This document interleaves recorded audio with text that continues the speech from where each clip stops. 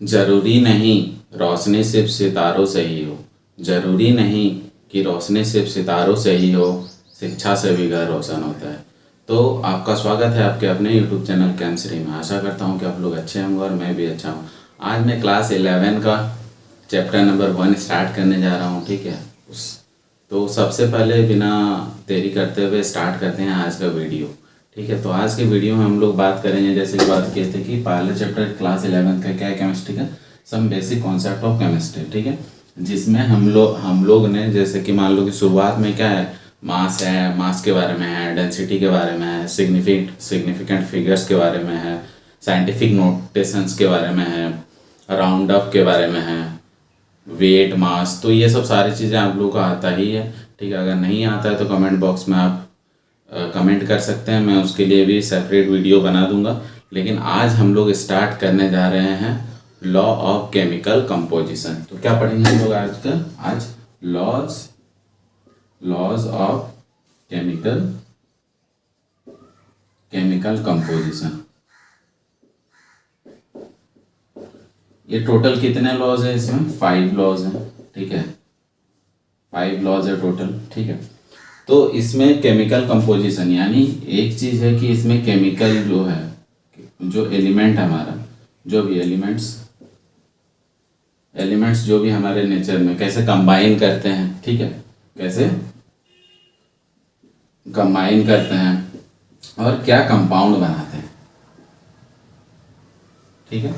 तो इसी के बारे में ये 5 लॉज बताता है कि लोग आपस में कैसे रिएक्ट करेंगे, कितने प्रपोर्शन में रिएक्ट करेंगे, ठीक है, और कौन सा कंपाउंड बनाएंगे, ठीक है। तो इसी के बारे में आप लोग जानेंगे आज हम लोग बेहतरीन ढंग से, ठीक है। तो पहला लॉ इसमें क्या आता है, लॉ ऑफ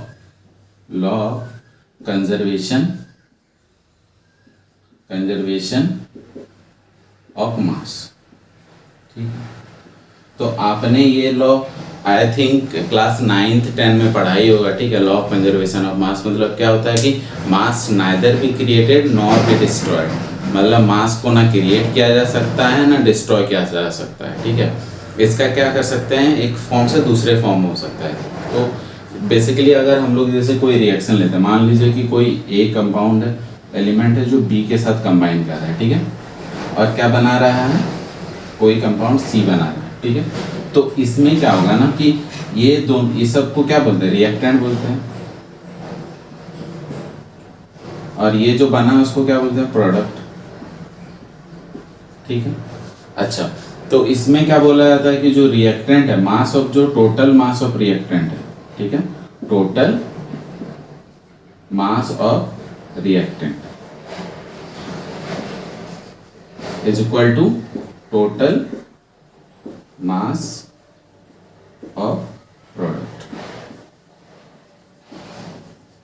तो यही हमारा क्या बताता है, law of conservation of mass. मतलब क्या है कि जितना मास ऑफ रिएक्टेंट, मतलब जितना शुरुआत में हम लोग क्वांटिटी लेंगे उतना ही बाद में भी प्रोडक्ट के फॉर्म में भी हम लोग को उतना ही मास मिलेगा, ठीक है। जैसे अगर हम लोग यहाँ पे एक एग्जांपल लेते हैं, मान लीजिए कि C+O2, तो क्या बनाता है, हम लोग सब जानते हैं CO2 बनाता है, ठीक है। तो C का हम लोग जानते हैं, C का क्या होता है, मास, एटॉमिक मास क्या होता है 12, ठीक है। उसके बाद ऑक्सीजन का क्या होता है 16 होता है। तो अगर हम लोग यहाँ पे कैलकुलेट करेंगे, ठीक है, तो ये तो 12 ग्राम हो गया, ठीक है, प्लस ऑक्सीजन का एक एटम का क्या 16 है, ठीक है। तो 2 एटम का आप लोगों का क्या हो जाएगा 16 × 2, ठीक है। और इधर क्या हो जाएगा, सेम चीज है, 12 ग्राम प्लस 16 × 2, तो यहाँ पे क्या हो जाएगा 12 प्लस 16 दूना 32, ठीक है। ये 32 हो गया और ये क्या हो गया 12, तो टोटल कितना हो गया 44 ग्राम। और इधर भी अगर आप लोग कैलकुलेट करिएगा तो क्या निकल जाएगा 44 ग्राम ही निकल जाएगा, ठीक है। तो इससे एक चीज पता चल रहा है कि ना, कि अगर हम लोग का जो भी मास रिएक्टेंट का है वो भी वही सेम मास क्या होता है, प्रोडक्ट का भी होता है। इससे क्या पता चल रहा है कि mass of reactant is equal to total mass of the product. यही हमारा क्या कौन बोलता है, law of conservation of mass. चलिए इस क्वेश्चन को डिस्कस करते हैं, ठीक है। इस क्वेश्चन में बोलेगा 10 ग्राम ऑफ CaCO3, ठीक है, calcium carbonate on heating give 4.5 gram of CO2 and 5.6 gram of CaO calcium oxide, ठीक है। तो इसको प्रूव करके दिखाना कि क्या ये जो दिया हुआ है, ठीक है, क्या ये लॉज ऑफ केमिकल कंपोजिशन में जो पहला लॉ ऑफ कंजर्वेशन ऑफ मास उसको सेटिस्फाई करता है कि नहीं। तो सबसे पहले हम लोग क्या लिख लेंगे, इसका इक्वेशन लिख लेंगे, CaO CO3 को हीट किया जा रहा है, ठीक है, डेल्टा मतलब होता है हीट करना, ठीक है। उसमें क्या निकल रहा है, CO2 निकल रहा है और CaO। तो ये पहले कितना ग्राम था, 10 ग्राम का था, ठीक है। उसके बाद एक कितना बन गया, CO2 कितना बना है हमारा 4.4 ग्राम, ठीक है, और ये कितना बना है कैल्शियम ऑक्साइड 5.6 ग्राम, ठीक है। तो हम लोग क्या जानते हैं, लॉ ऑफ कंजर्वेशन ऑफ मास के अनुसार क्या होना चाहिए कि हम लोग का जो रिएक्टेंट का मास है, ठीक है, वो किसके बराबर होना चाहिए, प्रोडक्ट के मास के अनुसार होना चाहिए। तो रिएक्टेंट का क्या होगा, रिएक्टेंट का मास इज इक्वल टू क्या होना चाहिए, टोटल मास ऑफ प्रोडक्ट, यही होना चाहिए। रिएक्टेंट का कितना है 10 ग्राम, ठीक है, क्या होना चाहिए 4.4 ग्राम प्लस 5.6 ग्राम, तो ये कितना आ जाएगा 10 ग्राम। तो यहाँ पे दिख गया ना, रिएक्टेंट का मास किसके बराबर है, प्रोडक्ट के मास के बराबर है, ठीक है। तो इससे हम लोग क्या निकाल सकते हैं कि बता सकते हैं कि जो ये जो इक्वेशन है वो किसको होल्ड कर रहा है, law of conservation of mass को होल्ड कर रहा है। अच्छा, मान लीजिए इसमें एक ट्विस्ट और दिया जा सकता है, ठीक है, मान लीजिए कि इसका मास अगर नहीं देता है, ठीक है, लेट्स सपोज कि ये नहीं दिया है, ठीक है, और बोल दिया गया है कि ये किसको होल्ड कर रहा है, laws of conservation of mass को होल्ड कर रहे हैं, ठीक है। मान लो ये नहीं दिया, तो अब हम लोग इसको क्या कर लेंगे, इसको x मान लेंगे, नहीं पता क्योंकि इसी को तो निकालना है, ठीक है। उसके बाद तब क्या हो जाएगा, ये यहाँ पर भी क्या हो जाएगा, x हो जाएगा, ठीक है। तो यहाँ पे कितना हो जाएगा, ये अगर हम लोग ये करेंगे तो क्या होगा 4.4 gram plus x is equal to क्या हो जाएगा 10 ग्राम, ठीक है। ये इधर आएगा तो माइनस हो जाएगा, 10 minus 4.4 is equal to x, तो x इज इक्वल टू क्या हो जाएगा, इसमें करेंगे तो 5.6 ग्राम। तो ऐसे भी आप लोग न्यूमेरिकल को अप्रोच कर सकते हैं, ताकि उसमें अगर बोल दिया law of conservation of mass को अगर वो इक्वेशन फॉलो कर रहा है तो आप क्या करेंगे, रिएक्टेंट का मास और प्रोडक्ट का मास को इक्वल कर देंगे। तो अगर किसी का भी एक का अगर नहीं दिया रहेगा, कोई भी एक का, जैसे कि इस केस में हमने क्या बोला था, कैल्शियम ऑक्साइड का नहीं दिया, तो कैल्शियम ऑक्साइड के कितना मास होगा वो हम लोग कैलकुलेट कर सकते हैं। और एक क्वेश्चन को डिस्कस कर लेते हैं, ठीक है, जिसमें हम लोग क्वेश्चन के लेवल को एक लेवल अप किए हैं, ताकि आप लोग को जो बोले थे ना IIT JEE और नीट का लेवल को आप लोग टच कर पाएँ, आप लोग सीख पाएँ कैसे क्वेश्चन का अप्रोच करते हैं, उसी को मद्देनजर रखते हुए क्वेश्चन के लेवल को एक अप किए हैं। तो आप देख सकते हैं इसमें क्या बोल रहा है, 1.5 gram of C2H6 on complete combustion, मतलब पूरी तरह से अगर उसको जला दिया जाता है तो gives 4.5 gram of CO2 and 2.7 gram of H2O, so that the reaction obey the law of conservation of मास। तो सबसे पहले तो हम लोग को रिएक्शन लिखना पड़ेगा, ठीक है। तो कंबशन हो रहा है मतलब ऑक्सीजन के प्रेजेंस में होगा, ठीक है। तो यहाँ पे क्या बना रहा है, CO2 बना रहा है प्लस H2O बना रहा है, ठीक है। तो इसको हमको बैलेंस करना पड़ेगा,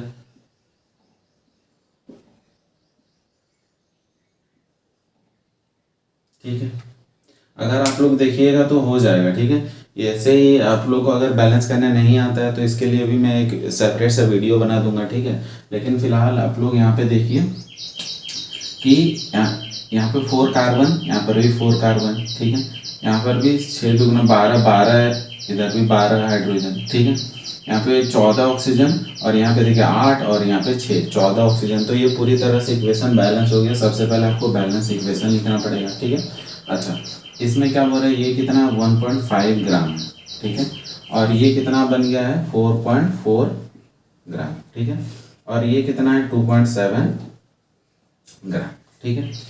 अच्छा, तो हम लोग इसको पहले क्या कर सकते हैं कि हम लोग को ओबे करना है, तो इसका हम लोग को मास चाहिए। इसका मास मिल जाएगा तो हम लोग बता सकते हैं ना कि ये ओबे कर रहा है या फिर नहीं कर रहा है, ठीक है। तो इसका मास हम लोग कैसे ही करेंगे, हम लोग अंदाजे थोड़ी कर देंगे कि मतलब ऐसे ही निकाल के रख दें, ठीक है। तो इसके लिए हम लोग क्या करेंगे कि इसका देखिए ग्राम में दे दिया तो नंबर ऑफ मोल्स निकाल लेते हैं, नंबर ऑफ मोल्स ऑफ क्या है कि C2H6 का, ठीक है। इसका क्या होता है given mass by molecular mass, ठीक है।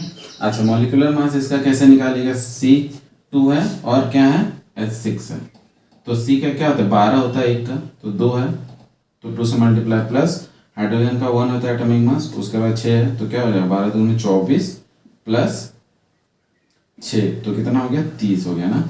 और गिवन मास कितना दे 1.5 ग्राम, तो 1.5 में यहाँ पे कितना है 30 है, तो ये 30 लिख दी।